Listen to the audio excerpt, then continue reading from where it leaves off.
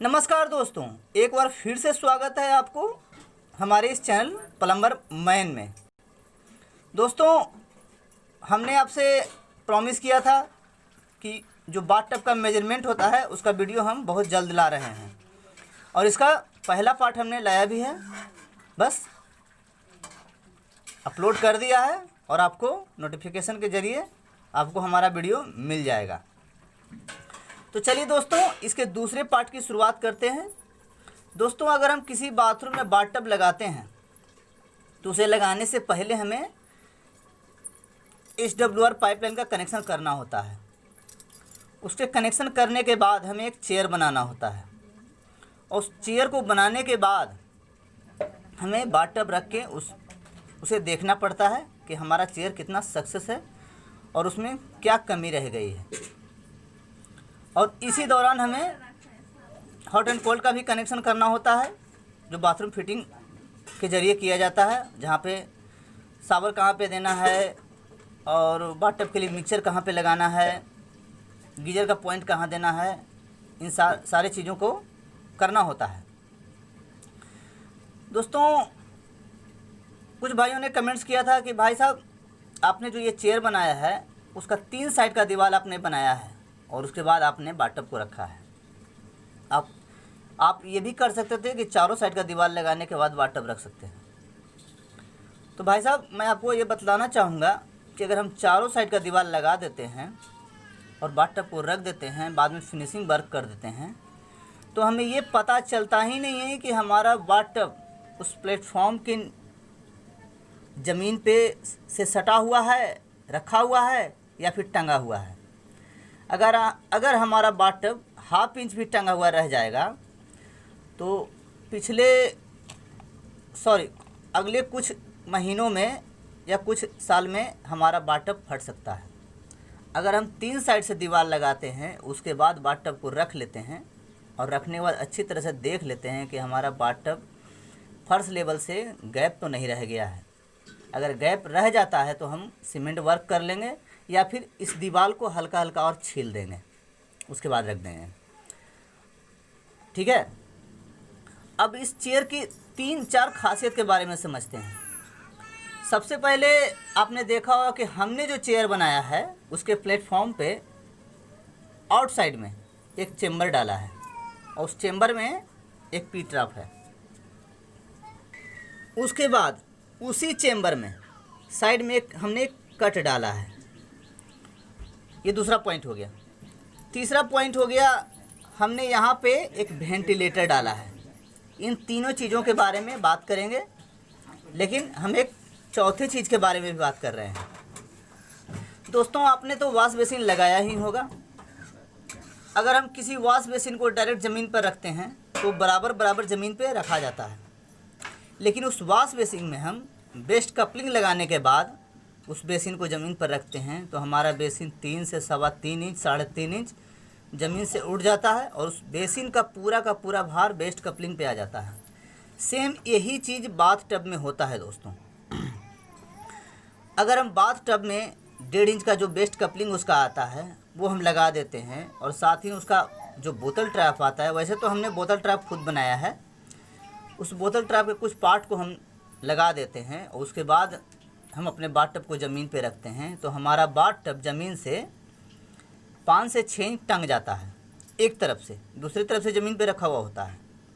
तो उस चीज़ को मेंटेन करने के लिए यहाँ पे एक चेम्बर देना बहुत ज़रूरी है दोस्तों।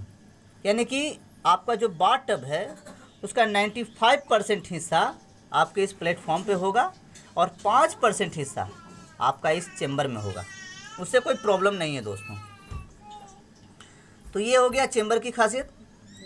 दोस्तों, अगर आपका बाथटब कंप्लीट हो गया है, आपके बाथरूम में फिनिशिंग वर्क भी कंप्लीट हो गया है और कुछ दिनों के बाद, कुछ महीनों के बाद या फिर 1 आध साल के बाद आपके बाथरूम में प्रॉब्लम आती है, आपका पी ट्रैप या बोतल ट्रैप चौक कर गया है बाथटब का, तो जब उसकी सफाई करने के लिए आप हाथ डालते हैं और उस बोतल ट्रैप का यूनियन खोलना चाहते हैं तो आपका हाथ इस दीवार में टच करेगा, इस दीवार में आपका हाथ टच करेगा और आप उसके पार्ट को नहीं खोल पाएंगे। या फिर कोई टूल्स लगाने की बारी आती है तो आप टूल्स नहीं लगा पाते हैं। अगर हमने यहाँ पे ये कट छोड़ दिया है, और कट छोड़ने का वीडियो में आपने ये देखा होगा, प्लेटफॉर्म बनाने के क्रम में या फिर टाइल्स वर्क होने के बाद ये चीज़ देखा होगा आपने। यहाँ पे हमने कट छोड़ा है, तो जब रिपेयरिंग के दौरान हम जब हाथ डालेंगे तो आसानी से उस बोतल ट्रैप को खोल सकते हैं, उस पी ट्रैप को साफ़ कर सकते हैं। साथ ही साथ किसी टूल्स की ज़रूरत पड़ेगी तो उस टूल्स का भी यूज किया जा सकता है। ये इसकी दूसरी खासियत हुई। तीसरी खासियत के बारे में बात करेंगे। तीसरी खासियत ये है दोस्तों कि जब हमारा बाथटब का दीवार तीनों साइड से लग गया है, हमारा प्लेटफॉर्म भी बन गया है, हमने पी ट्रैप भी लगा लिया है, हमने कट भी छोड़ लिया है, तब आप इस चेयर में आप टाइल्स वर्क भी करवा सकते हैं। टाइल्स वर्क करवाने का एक ही फ़ायदा है दोस्तों कि अगर आपका बाथटब में साइड से पानी लीकेज हो रहा है और उस चेयर पे पानी जा रहा है, तो वो पानी सीधा फिसल कर पी ट्रैप की ओर चला जाएगा और पी ट्रैप के माध्यम से पानी नाले में चला जाएगा। यानी कि आपका चेयर कभी डंप करेगा ही नहीं, और बिना टाइल्स वर्क करवाए हुए भी आप बाथटब को रख सकते हैं, लेकिन ये सही नहीं है दोस्तों। अब हम चौथे साइड का जब दीवार लगाने लगेंगे तो अब हम दीवार की शुरुआत यहाँ से करेंगे, और यहाँ से करने के बाद हम अपना दीवार यहाँ पे एंड कर देंगे, और यहाँ से भी थोड़ा सा दीवार लगाएंगे और यहाँ पर एक वेंटिलेटर टाइप का छोड़ देंगे। और जब टाइल्स वर्क होने लगेगा तो टाइल्स वर्क होने के दौरान यहाँ पे एक टाइल्स फॉल्स तरीके से लगा दिया जाएगा, जो फिनिशिंग के दौरान दिखेगा नहीं, समझ में नहीं आएगा।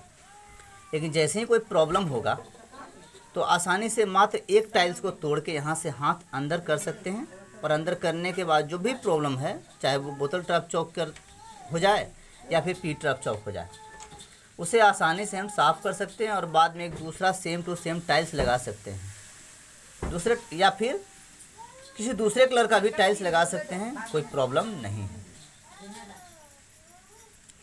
तो ये बात हो गई हमारे प्लेटफॉर्म की खासियत के बारे में। कुछ लोगों ने ये कमेंट्स किया था दोस्तों कि भाई साहब हमने तो चेयर बना लिया है, बाथटब का सारा काम भी कर लिया है, बस रखना बाकी है, तो बाथटब रखने के बाद हमें साइड से क्या बालू या मिट्टी वगैरह डालना पड़ेगा? अगर नहीं डालेंगे तो ढप ढप की आवाज़ आएगी। ऐसा कुछ नहीं है दोस्तों। मिट्टी आप डालोगे तो आपका मिट्टी धीरे धीरे, या बालू डालोगे तो धीरे धीरे बालू खिसकने लगेगा, क्योंकि बालू का स्वभाव है दोस्तों कि वो कंपन होने के बाद खिसकता है। जैसे ही कोई बाथटब में आदमी इन करेगा, कोई आदमी बाथटब में इन करेगा तो बालू कंपन के माध्यम से, क्योंकि आदमी इन करेगा तो मूवमेंट करेगा, और मूवमेंट करने के बाद बालू सरकने लगेगा, और बालू सरक के पी ट्रैप में चला जाएगा, आपका पी ट्रैप चौक कर जाएगा। तो चेयर बनाइए और अपने चेयर पर टाइल्स वर्क करवा लीजिए और ऊपर से बाथटब रख लीजिए। बालू डालने की कोई ज़रूरत नहीं है। इस चीज़ को मैंने इस वीडियो में क्लियर कर दिया है। अब रह गया मिक्सचर पॉइंट का मेजरमेंट के बारे में। तो हमने पहले पार्ट में भी समझाया है, दूसरे पार्ट में भी थोड़ा सा समझा देते हैं, और तीसरे पार्ट में इस चीज़ को हम क्लियर कर देंगे। तो जैसे कि आपकी बाथटब की लंबाई 5.25 फीट यानी 64 इंच है, तो उसकी चौड़ाई 2.5 फीट होगी, यानी कि 30 इंच होगी। तो 30 इंच का आधा कितना होता है? 15 इंच।